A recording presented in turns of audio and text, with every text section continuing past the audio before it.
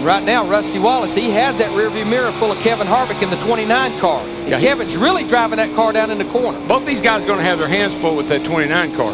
10 laps to go this time. And our red flag lap is 495. 5 more laps. We would not have a red flag should we get a caution past 495. And let's say Matt Kenseth's up to 5th place. And coming. Got a pretty good looking old hot rod too. And the 42 is right there behind him, hounding him pretty good. For a driver who brought out the first caution of the day and fell back to 28. That's whoa, recover, and he almost takes out Kenseth. Man, he really is pounding on him. And he's going to have the position. He'll take it away.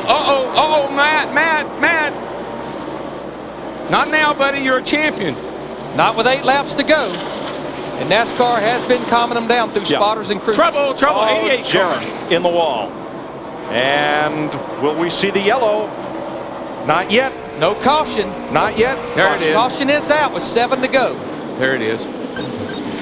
See, this is what happened yesterday. Had a caution late, grouped everybody up, and then we had that wild finish. Got any brakes? Check your brakes. Now, when we come back around, we'll be 6 to go, and we're hearing. Remember the red flag lap? I just talked about it. 495. Let's see what happened here, Larry. Wait a minute. Oh, he got together with the 22 car. Man. All right, the pace car will pick up the field and stop them on the back straightaway. Again, we look out at 160,000 seats, and they are still all full. No, they ain't. They're empty. Everybody's standing up right now. Or standing in them. But you know, I don't like this right here, bringing the cars down pit road. Listen to the crowd, though. They like it. Yeah, they do. Strategy, schmategy. I'd rather stop them out on the racetrack.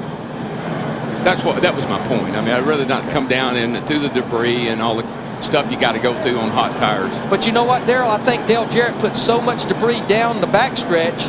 I think that they want a free racetrack to try to blow it off.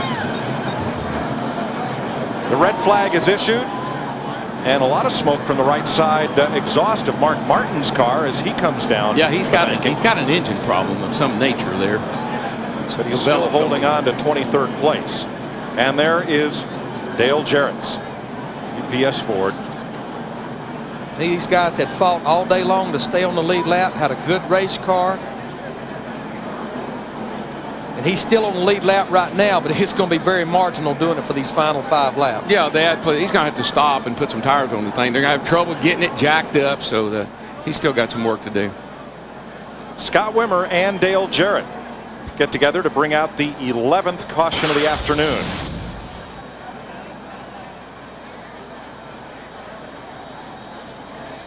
The 32 car shoved him up the hill. Wimmer got under him, and then they just get to banging on it. Ooh. Looked like Dale kind of got loose and swerved into him. Yeah, I mean, Wimmer never really moved up off the bottom of the racetrack. Dale got loose off of 4 there and then slammed into Wimmer. Could Jarrett's tire have been going down as he came off the corner? Possibly cut it down that left front. And just remember, we always talk about the interliner safety shield. Because this is a short track, they do not run them in the left sides. They run them in the right sides, but not the left side. It's just tire and a rim. Well, this is the middle of the 9th inning stretch. Red flag is out. The cars are stopped. Kurt Busch can sit there and think about winning 3 in a row. He's our leader. Rusty Wallace can sit there and think about what too many folks have reminded him of, how long it's been since he's been to victory lane. Yeah, and Kevin Harvick, with the freshest tires of all, has that Cheshire Cat grin sitting right behind them. Yeah, it's the end of the 9th, 2 outs, bases loaded, full counts, what it is. Well, yeah, and of course, you know, with Rusty, this is such a great opportunity for him to win this race, and I know he'd like to. I know he's chomping. NASCAR rules require that this race be run by the entry blank, in that it is 500 laps long. We don't have a rule like you see in short track racing or in even some other NASCAR touring series where they will run green, white checker at the end of whatever the last caution period is. One reason that was established was to say we go by the entry blank so that, let's say, somebody couldn't spin, burn out a caution, and have the race extend for a little bit. It's 500 laps, and that's all it is. So NASCAR has taken to stopping the cars under the red flag when there is a late caution so that the race can finish under green if possible. I like green, white, checkered. I mean, I think that's the best way to solve this situation right. You don't have to stop the cars. You go green, white, checkered. everybody happy. We have heard from the leader's pit. Let's go to Rusty's pit. Larry Carter, 6 laps and 1 spot away from your first Nextel Cup Series win of any kind. Boy, you can really feel the pressure down here, can't you? Well, yeah, I mean, there's a little bit of pressure, but, you know, we've had a good car all day, and we've been running good, and that's the thing we got to do every week. We got to run good every week. If we do that, the wins will come, you know, so we'll just see what happens here the last 5 laps. You didn't want to see the yellow come out, did you? Well, it looked like we were, you know, gaining on Kyle a little bit. Kurt, maybe gaining on him a little bit, and, you know, so, yeah, that yellow might have hurt us. We'd rather seen it just go green. To Chris and Jeff.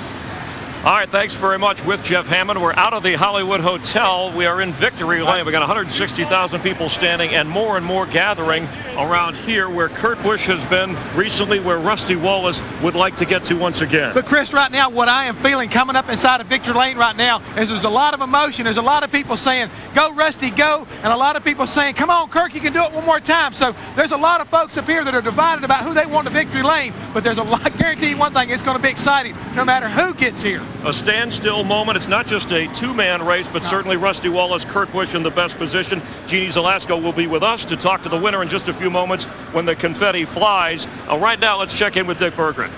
And I'm with Jimmy Fennig. What does your driver, Kurt Busch, have to do to get there in Victory Lane? Well, he's just got to stay focused and do what he did all day. You know, he drove the hell out of that car, and he's doing an awesome job. Right now, I've been telling him that Harvick right now has been pressuring Rusty. So those two, let's hope those two do a little racing and we can check out these last few laps. Good luck to you, Jimmy. Look at the grandstand at Bristol Motor Speedway. 160,000 seats, including the suites. I don't see any empty ones. No. A lot of these people were here yesterday, and this is when the action really picked up yesterday. And that's the great thing, I think, that sets our sport aside from any other sport. You know, if a team has a big league in any other stick and ball sports, you know, you can leave and you know the results. You better not leave a NASCAR race until you see the checkered flag wave. Oh, yeah, this is where they said it ain't over till it's over. Car.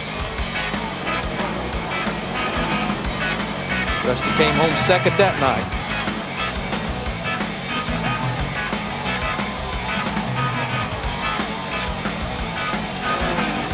You know, that could happen to Rusty again, but it might be for second place. Because Harvick is up there, too, and Harvick's got good tires. And he thinks if he could get by Rusty, he could get by the 97 car, Kurt Busch. So there's Kevin Harvick in the Goodwrench Chevy. You know, it's been a good day for the veterans. Dale Jarrett's crash that brought out this red flag notwithstanding. Ken Schrader, the BAM Racing Dodge that competed all last season with single race sponsors, now has Schwann's Food Service on for the full year. And Schrader with a 7th place run here thus far. He's had a quietly good weekend. He qualified pretty decent, and he's run well all day long. He's done a great job. He's just looking for his first top 20 finish of 2004, so this would be a great run. Already it's been a great run for this group. When I think about racers, you know, racers are a different breed of cat. I think about Kenny Schrader. He's kind of like a picture of what a racer is all about. He'll race anything, anywhere, anytime, every day, every week. But when you think about a place like this short track, it's right up his alley. Oh, yeah. Coming up tonight on Fox. Full hour of King of the Hill and a full hour of The Simpsons. Malcolm in the Middle and Arrested Development. Now, if you want to race the pros, the online video game is available only at foxsports.com. Keyword games. This is no game. You won't find this scenario in any of the online or video games. Kurt Busch ready to go. Rusty Wallace ready to pounce. Kevin Harvick, I've got fresher tires than you do. Sterling Marlin, Jamie McMurray, and point leader Matt Kenseth, your top half dozen. Then it's Ken Schrader, and here's Matt. Mike, Larry, Max said on Friday, qualifying starts your week and it dictates how the momentum and the confidence begins to build, and that's exactly what happened to Ken Schrader. Qualified 19th. He ran 63 laps in the final practice session and parked it, said the car is good, let's leave it alone. He's had a solid day, small adjustments throughout the day. The car started out tight, then it got a little free, and then they've left it alone over the last couple stops. His best finish with his team, BAM's Racing's career best finish, 8th last year, August at Michigan in 8th. Currently sits 7th. We talk a lot about the fact that Rusty Wallace has gone 103 races without a win. Ken Schrader, he has gone 411 races without a win. His last top 5 finish was Richmond back in 1998. He just needs 2 more spots to break that stat today. And a couple of guys also that are just, I mean, they were laps down, already lapped down at one time or another. Ryan Newman is in 8th, and there sits Jeff Gordon back in 9th place. So those guys have done a great job, Larry, of recovering. Yeah, and right behind Jeff Gordon, 2 or 3 positions, a guy that's had a good run, a rookie candidate, Scott Wimmer, the 22 car. Remember how he went a lap down was the 1-lap penalty box issued by NASCAR early in the race when him and Tony Stewart got together, beating and banging. They put him in the penalty box, and he's sitting there in 12th. Hey, you see his right side? When your right side is torn up, that means you've been racing. When your left side's torn up, that means you've been in the way. Good point. What about when both sides are torn up, like that Bill Davis car of Scott Wimmer? We have 20 lead lap cars. That includes Johnny Sauter, Elliott Sadler, Greg Biffle, Jimmy Johnson, Jeremy Mayfield, Terry Labonte, Robbie Gordon, and Brendan Gaughan. Here's how the point standings would sit the way they are running. Matt Kenseth 16 up on Kurt Busch. Junior, Tony, Jimmy, 1 through 5, 6 through 10, pole sitter Ryan Newman, Hot Rod Harvick, Mayfield, Sadler, and Marlin. You know, Larry, next week we go to Texas, super fast super speedway where speeds will be around 200 miles an hour. Then we get a week off. Then we go where? I think we go to Martinsville, the other short track. DW is going to drive at Martinsville. I'm going to see the world's greatest doctor tomorrow, Albert Gillespie, and he's going to clear me to run Martinsville. He told you that? He told me that last night. All right. Next week, another big weekend of racing across the Fox networks. Friday, you'll see NASCAR Busch Series final practice on Speed Channel, along with Bud Pole qualifying for the Nextel Cup cars. Then on Saturday, final Cup practice and the O'Reilly 300 presented by Old Spice. That'll be on Fox at 2 p.m. Eastern Time. Next Sunday, NASCAR This Morning on the net, and the Samsung Radio Shack 500, 1 p.m. Eastern, right here on Fox. At one of the greatest America Speedways right there, the Great American Speedway, Texas Motor Speedway.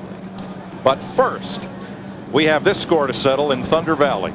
Kurt Busch was 1.1 seconds up on Rusty Wallace under the caution lap before they stopped him. He was actually about a car length ahead of Rusty, or 2 at most, in the last lap run under green. They have refired the cars. Going to bring them around and settle this one off. Right now on the scoreboard, 5.5 laps to go. And Mike, you and Darrell were talking about this earlier. This restart will be what we call a down finger restart, a single file restart. There will be no lap cars to the inside, lead lap cars only to the front for this 3 or 4 lap shootout. That's right there. That's the trophy, DW. You've got 12 of them. That's the one these guys want to get to. They haven't changed them either. That's the same way it's always been. Matt. DW, back in September of 2002, Ryan Newman went to victory lane for the first time. It was also the first career win for his crew chief, Matt Borland. The team spirit here in the Penske camp, big time. Matt Borland got off his box, walked next door, climbed up the ladder to Larry Carter, and said, "Good luck. I bet." To go when we come around under caution. Boy, Kurt's having something. I see black smoke coming out the tailpipes. I don't know if it just loaded up a little bit on him, I guess. And Darrell, I see him running down there on the apron. That may be because Jimmy Finney, his crew chief, has told him, you know, you've been out there about 140 laps. He's going to be getting low on fuel. I don't think he's in danger of running out. When you're on the bank and under caution, the fuel runs away from the fuel pickup. Something happened. The engine did die. I saw him refire it. Sitting next to Fennig up on the box, car owner Jack Roush. Our condolences to Jack, who lost his dad a week ago, and then spent Tuesday and Wednesday at the behest of NASCAR in Washington, meeting with congressional and Senate leaders. Let's get downstairs, Dick Berggren. When the pace car first took off, Mike, Kurt Busch was annoyed. He said he couldn't run the car that slow. Pace car was going very slowly. He said the car was just chugging. Moments after that, the pace car picked up the pace, and well, you can see right now the pace is okay. We're saying after Washington, Jack Roush. Plenty of fuel to go. You got plenty of fuel. Jack returned to Ohio for family business, went to Detroit, take care of some things, and then came here to Bristol to race. Piece of sheet metal out there. Yikes. Went right over the top of it. And Darrell, right here, I mean, all these cars, even Kevin Harvick has substantial laps on their tires. You can't, none of these guys can make that mistake that Rusty Wallace made a while ago on that restart and spin those rear tires. Very easy to do on hot tires and on concrete. Yeah, you want to anticipate this start as best you possibly can.